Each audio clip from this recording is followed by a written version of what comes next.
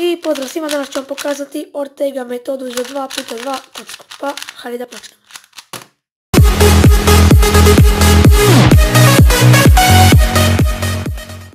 Dakle, prvo nam je cilj da složimo jednu stranu, zatim imamo algoritam za drugu i ostaje nam posljednji algoritam da složimo cijelu kocku.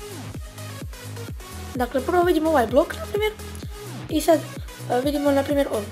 I mi to možemo samo ovako da lagano bacimo. Vidimo na sljedeću, to je ova, znači nju stavimo ovako ispod, podignemo ovo, ubacimo i pustimo. Ajde, na primjer, još jedan uradimo. Slagat ću bijelu stranu, čisto da bi bilo lakše za one koji imaju problem sa time. Dakle, ovo ćemo staviti odmah tu, ovo ubacujemo i sad možemo da držimo tu, ovo da podignemo, ubacimo, odnosno pomjerimo stranu i spustimo. I tako smo završili prvi zadatak, odnosno korak, kako god. Sljedeći jeste nam cilj da složimo žutu stranu, što se u ovom slučaju poklopilo. Znači, ako slažete bijelu, slažete žutu, ako slažete prvo crvenu, onda naranđastu, plavu, pa zelenu i obrnuto. Znači, to vam je raspored suprotnih boja na kocki. Prvi slučaj jeste ovaj obličan, kao na 3x3 kad imate sun i on glasi. Znači, imate tačku, ovo gleda po vas, imate ovdje tačku i ovdje. Znači, radimo R, U, R', U, R, U2, R'. Sljedeći jeste isto slično kad samo imate tačku i sad ovdje vam ne gleda ta boja, nego ovdje, ovdje i ovdje. Inače samo radite mirror. Ili imate drugi algoritam, ali lakše vam mirror. Znači L', U', L, U', L', U2 ili U2', L. Sljedeći imate ovaj sa linijom. Znači imamo liniju, jednu tačku koja gleda ispred i jednu iza. I dakle ovo je također lagan algoritam. Idemo R, U, R', U, R', F, R, F'.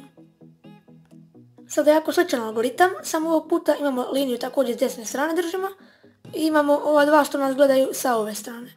Dakle, algoritam glasi F, R, U, R', U', F'. Sada imamo ovaj slučaj, znači njega držimo tako da nam je ova tačka ovdje, ova ovdje, ovaj jedan gleda u nas, a ovaj drugi gleda puta. F, R, U', R', U', R, U, R', F'. Sada imamo ovaj slučaj, znači jedna gleda, gore nemamo ništa, ova jedna gleda po nas, ova isto i ove dvije gledaju sa strane. Znači kao linija, samo što imate ove dvije ovako. F, R, U, R', U', R, U, R', U', F'. I posljednji za nas jeste ovaj, znači imamo dvije glede ovamo i dvije iza i radimo F, R, U, R', U', R, U, R', U', R, U, R', U', F'. A ako želite malo brže, imate algoritam R2, U2, R', U2, R'. Idemo na posljednji. Dakle, ovo je prvi slučaj kao kod početničke metode, odnosno LBL. Znači imamo složen donji red, imamo ovdje blok i radimo T-perm, odnosno algoritam R, U, R', U', R', F, R2, U', R', U', R, U, R', F'. Sad imamo ovaj perm, znači nemamo nijedan blok, prije smo ga držali s ove strane, sad držite bilo kako, znači ne bi ovako. I radimo ovaj perm, odnosno F, R, U', R', U', R, U, R', F' i dobit ćete onda ovaj slučaj R, U, R', U', R', F, R, F'. Dakle, to vam je kao kada spojite ovaj slučaj, odnosno ovaj slučaj sa onim kada radite sa ovim slučajem. Tako da, veoma jednostavno case. Idemo na sljedeći.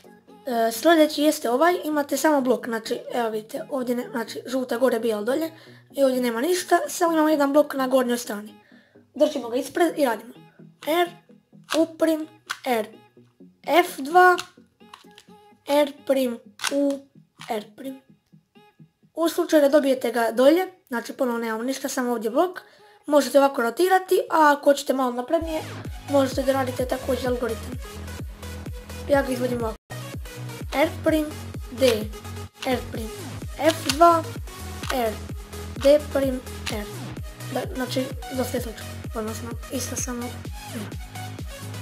Sad imamo ovaj slučaj, dakle, imamo dva bloka, nebitno da li su iste boje, znači imamo ovdje ovako plavi blok i također imamo sada isto plavi, znači ovamo nemamo ništa, ovo nebitno, može vam biti drugi slučaj, bitno je samo da imate dva bloka ovako poklopljena, držite ih ovako kao sada ja i radite R2, U', B2, znači to je ovaj zadnji sloj, U2, R2, U', R2. Znači još jedno. R2, U', B2, U2, R2, U', R2. Znači, može se brzo izvesti. I posljednji case danas je ovaj. Dakle, nemamo ništa. Nemamo nijedan nikakav blok, ni ništa. Već imamo samo ove kao šari. Možete dobiti ovako ili ovako, bilo kako možete dobiti. I ovo je veoma prost algoritam. Dakle, radimo R2, B2, R2 i završite. Znači može i R2, onda radite ovako kao F2, znači kao da radite D, ovako podignete R i onda D2, R2. Znači kako vam je lakše, ja radim R2, B2, pošto mi je lakše. I to je to. Sada samo da vam pokažem još jedan slučaj, ako nekoga zanima. Ovako, kada dobijete gornji red da vam se poklopi i dobijete isto ovamo blok. Znači kao ovako da ste dobili, samo naopako. Dakle, isto držite ovako, da vam je blok s ove strane i radite isti algoritam kao onaj prvi slučaj, samo umjesto R na početku radite R'. Dakle, idemo R', U, R', U', R', F, R2, U', R', U', R, U, R', F' i završite sa R2. Znači uvijek radite R2 pa ćete možda nekad imati da završite sa U2, U', U, nebitno. Tako da, to je to što se tiče ovog videa. Nadam se da ste uživali. Samo doradim sada doradim jedan sol, fokus. Znači slažemo stranu, pa imamo algoritam i posljednji.